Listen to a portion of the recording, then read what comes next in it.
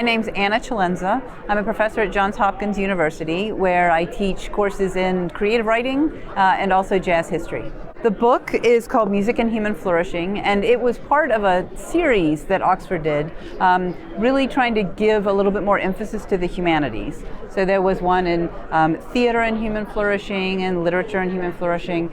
And for music, first of all, just to start, human flourishing, a lot of times people go, wait, what is that? And it's about how do you kind of survive and how do people, no matter what they face in life, how do they kind of keep going? How do they find fulfillment? And so there's been a lot of research done on music and human flourishing, as in playing an instrument can give you a positive attitude or it can create a sense of community. What we did with this volume was we talk about music as a humanities discipline.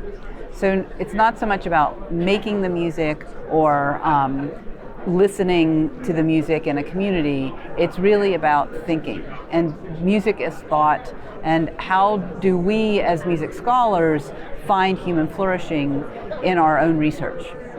Well, what was great about this was that we were given the opportunity, I was given the opportunity as editor, to reach out to 11 colleagues from different fields, from very diverse fields, very different backgrounds, and we got to come together twice. So we went to Philadelphia for the weekend.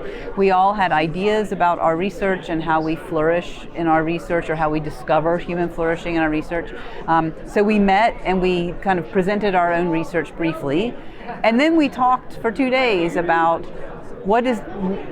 how are we maybe flourishing or not flourishing. And one of the things we discovered was that as scholars, a lot of times we are looking to go and critique and to find what's wrong, and that is not always a flourishing thing. And so it enabled all of us to kind of maybe rethink the research we're doing right now, or our approach to it. And we went back and wrote our chapters, and then we met again and shared our chapters, like, as if they were papers. And then we gave critiques of each other, but also found ways to draw links. So a lot of times you think of an edited book as a lot of chapters that don't really link together. And they really do. This was sort of a cohesive project that we all did, yet we all kind of approach it from our own point of view. Well, I'm really hoping that they will dive in, just because of some of the authors are great, and they're people that, great writers, great scholars. So hopefully, especially like young colleagues and or graduate students, will dive into these chapters and find their own flourishing. Like, this book is intended for music scholars to think about, how do we find our way forward in our own humanities discipline.